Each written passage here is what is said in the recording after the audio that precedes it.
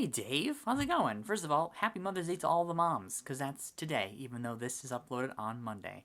Today is Sunday. I'm glad that phrase resonated with you, because when I look back at my journals, I can see how I was a different person, especially with the 5 years or the footage even further back. And I can see what I was prioritizing and how I was sort of fulfilling sometimes the expectations of others more than what I actually wanted to do. So the same thing as you. There's this phrase I go back to all the time, this saying, it matters more what the values are than where the values come from.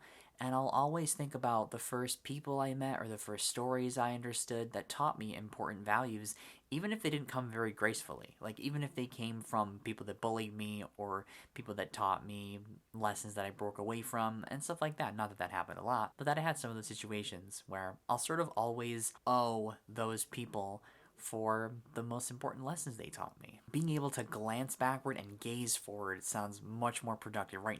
Not pining on the past with too much nostalgia. You can't really make change backward. You can make change forward, so I agree with you on that point too. Should we feel bad for letting these people down? Well, what people are we talking about? And what exactly are we letting them down? I think about what those people would want for me at that time. Would they want me to evolve and change and commit to the values that I hold near to my heart? Or would they want me to not change and be that same kind of person that I was, even the bad parts of myself? I think I sort of attach myself to this a la carte role model thing, which I discussed on the podcast. This idea that you could admire specific things about specific people at specific times in their lives instead of deciding that you have to admire the whole of a person, especially all of the bad parts. Maybe be aware and see that, but I don't have to admire every facet of a human being. I mean, what makes me diverse, what makes my identity great, is I'm a part of a lot of different small groups that I admire a lot of different interesting things about. So we talked a little bit about that in a podcast, and we also talked about me getting my second dose of the Pfizer vaccine on Friday, fully vaccinated, huzzah! And on a more bittersweet and sucky note, my cousin's dog Dexter was running and twisted his back, and he had to be put down, so that sucks. On cloud 9 in great ways and bittersweet in others, so I've been kind of sad. So that's happening, but he was a great dog.